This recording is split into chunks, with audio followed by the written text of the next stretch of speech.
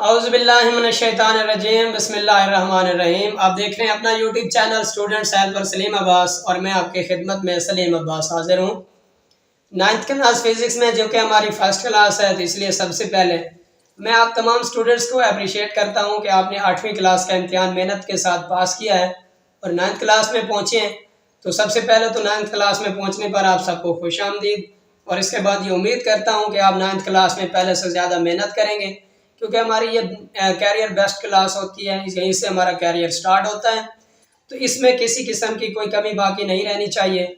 मैं उम्मीद करता हूं कि आप इसमें ज़्यादा से ज़्यादा मेहनत करके ज़्यादा से ज़्यादा मार्क्स लेने की कोशिश करेंगे। अपनी क्लास में आगे बढ़ने से पहले अपना तारुफ बता दूं कि मेरा नाम सलीम अब्बास है और मैं इंशाल्लाह आप लोगों को बाकायदगी के साथ फ़िज़िक्स पढ़ाया करूँगा। हमारी रोज़ाना की जो क्लास है उसमें जो फ़िज़िक्स का टॉपिक कवर होगा उसकी वीडियो हमारे चैनल पे अपलोड होती रहेगी।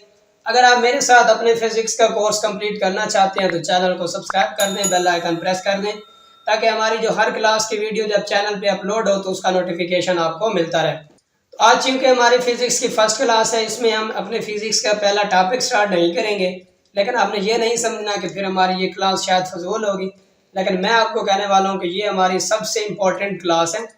इस क्लास में मैं आप सबको फिज़िक्स का जो पेपर है उसके मुतालिक थोड़ा सा इंट्रोडक्शन दूंगा और आपकी जितनी भी कन्फ्यूजन्स होंगी पेपर के मुतालिक उनको दूर करने की कोशिश करूंगा। आज की क्लास में हम फिज़िक्स का जो पेपर पैटर्न होगा, क्योंकि 8th क्लास का पेपर पैटर्न डिफरेंट होता है, 9th में जब आप पहुंचते हैं तो वहाँ पे पेपर पैटर्न जो है वो डिफरेंट हो जाता है।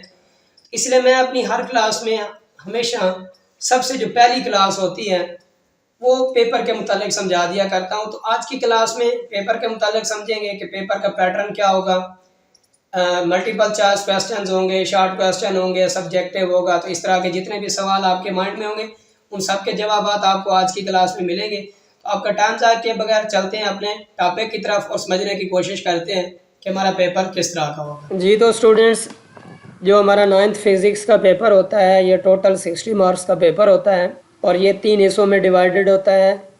जो सबसे पहला पार्ट होता है ये इसका ऑब्जेक्टिव पार्ट होता है, यानी MCQs मल्टीपल चॉइस क्वेश्चंस होते हैं।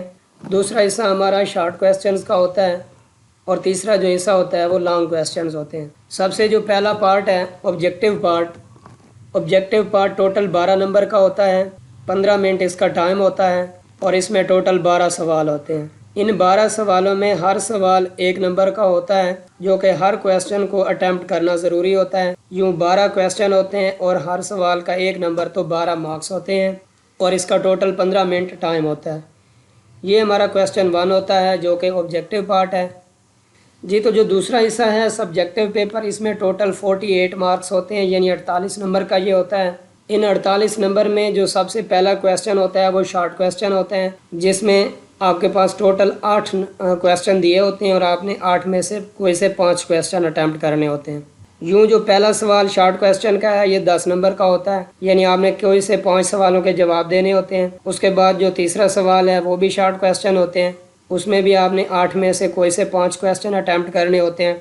और इसके बाद जो क्वेश्चन नंबर 4 होता है वो भी शॉर्ट क्वेश्चन होते हैं, जिसमें आपके पास टोटल 8 सवालों में से आपने 5 क्वेश्चन अटैम्प्ट करने होते हैं। यूँ टोटल 24 शॉर्ट क्वेश्चन होते हैं, जिसमें से आपने 15 शॉर्ट क्वेश्चन के आंसर देने होते हैं। तो यूँ शॉर्ट क्वेश्चन वाला जो पार्ट है वो टोटल 30 मार्क्स का बन जाता है।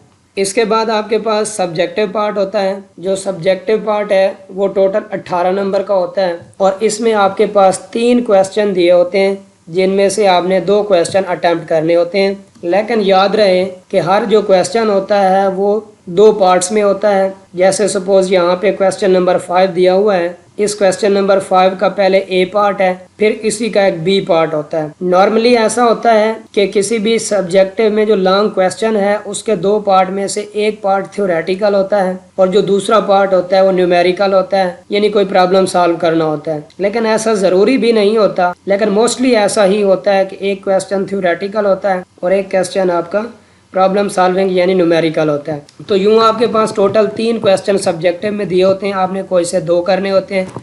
लेकिन जो क्वेश्चन भी अटैम्प्ट करेंगे उसी का ए और बी पार्ट करेंगे।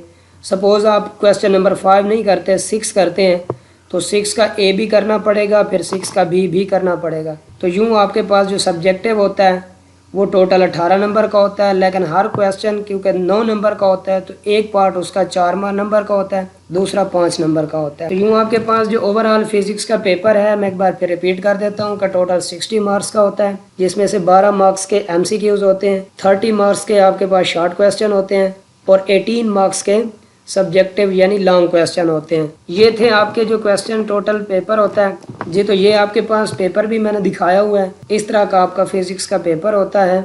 आई होप कि आपके लिए ये काफ़ी यूज़फुल रहेगा, फिर हम इसी के अकॉर्डिंग अपनी स्टडी को जो है आगे कंटिन्यू करेंगे जी। तो स्टूडेंट्स, आई होप कि आपको पेपर के मुतालिक जितनी भी कन्फ्यूजन होंगी वो दूर हो गई होंगी, आपको पेपर पैटर्न समझ में आ गया होगा।